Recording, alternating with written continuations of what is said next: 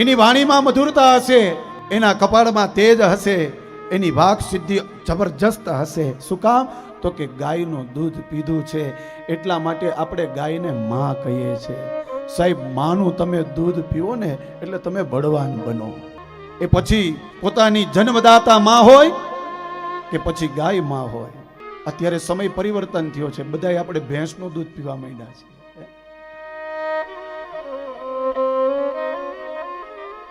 જવા દો, એ ઊંડાણમાં આપણે નથી જવું. પણ ગાવલડી પોતે રે પોતાના દૂધ નથી પીતી, હજી નથી સમજતા. કહે છે રત્નો રૂપાળા એના મોંઘા મૂલવાળા. રત્નો રૂપાળા જેના અરે અરે મોંઘા મૂલવાળા રે, રત્નો રૂપાળા જેના મોંઘા મૂલવાળા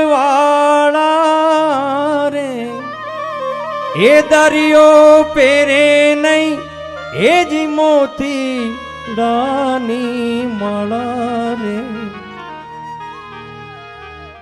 એ દરિયો પેરે નહીં એ જ મોતી રાની માળા રે, ઉપકારી એનો આત્મા. આ દરિયામાંથી એક એક જે રત્નો નીકળે છે, કોઈ દિવસ આપણે જોયું કે દરિયાએ રત્નોની માળા બનાવીને પોતે પહેરી હોય? જોયું? કોઈ દિવસ નથી જોયું. વ્યાસજીને સમજાવ્યા વૃક્ષોએ. એક કથા એવી પણ છે કે વ્યાસજી છતાં પણ સમજતા નથી ને આગળ જાય છે. બન્યું એવું, એક નદી હતી, નદીમાં સ્ત્રીઓ સ્નાન કરતી હતી નિર્વસ્ત્ર. સુખદેવજી ત્યાંથી નીકળ્યા, એ સ્ત્રીઓ એ નદીમાંથી બહાર ન નીકળી. સુખદેવજી નીકળી ગયા અને પાછળ વ્યાસજી આવ્યા, અને વ્યાસજી જેવા આવ્યા ને તો સ્ત્રીઓ બહાર નીકળી. અને ત્યારે વ્યાસજીએ કહ્યું કે હું તો તમારા પિતાના ઉંમરનો છું, મારો દીકરો હજી હમણાં અહીંથી ગયો, તમે બહાર ન નીકળ્યા ને હું આવ્યો એટલે તમે બહાર નીકળ્યા.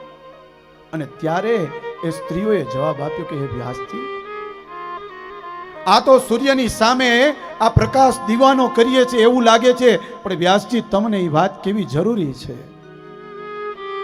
તમારો દીકરો ગયો ને એને આ સંસારની માયા લાગી નથી, એને ખબર નથી કે સ્ત્રી કોને કહેવાય, પુરુષ કોને કહેવાય, એને ખબર નથી, સંસારની માયા લાગી નથી, એટલા માટે અમે બહાર નથી નીકળ્યા.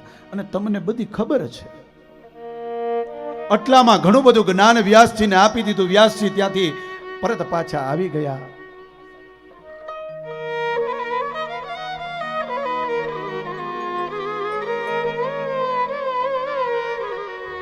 ત્યાંથી પરત પાછા આવી ગયા. ધીરે ધીરે ધીરે ધીરે સમય જવા લાગ્યો છે.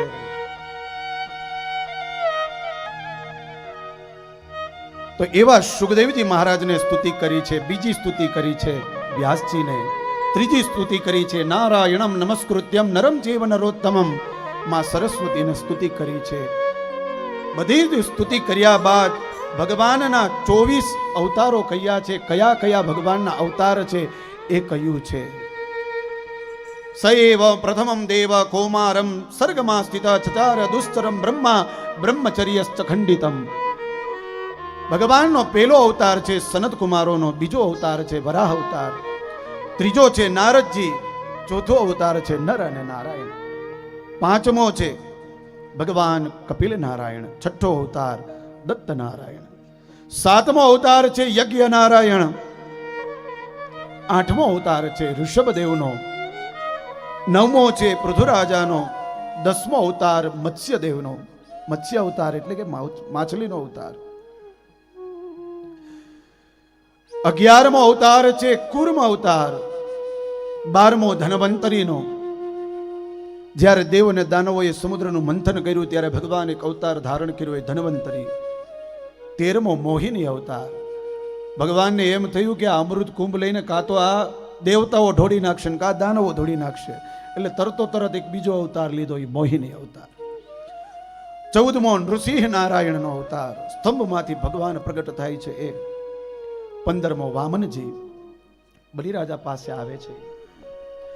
16મો અવતાર પરશુરામજીનો, આપણા ઈષ્ટદેવ કહેવાય પરશુરામ. 17મો અવતાર છે વ્યાસ નારાયણનો. 18મો છે ભગવાન રામચંદ્રજી. 19મો બલરામ એટલે કે બલભદ્રજી. 20મો અવતાર ભગવાન શ્રી હરિકૃષ્ણનો. 21મો બુદ્ધ અવતાર. 23 અને 24 કોઈ હરિ અને હર કહે છે, કોઈ હંસ અને હયગ્રીવ કહે છે. અને 24મો અવતાર બતાવ્યો છે જે હવે કલયુગમાં આવશે, કલ્કી અવતાર.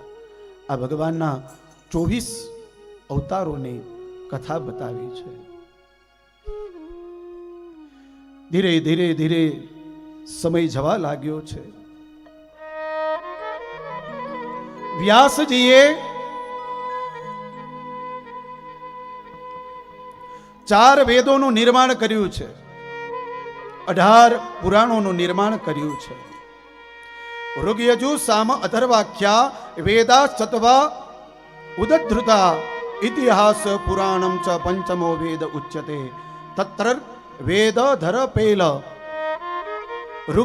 ઋગ્વેદ છે પેલ ઋષિને આપી દીધો કે તમે આ બધાને ભણાવો.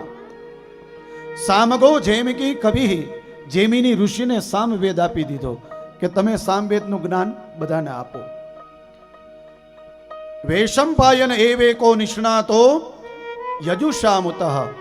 એ સમયમાં વૈશંપાયન નામના ઋષિ હતા, એ યજુર્વેદના નિષ્ણાત હતા, એટલે યજુર્વેદ એને આપી દીધો.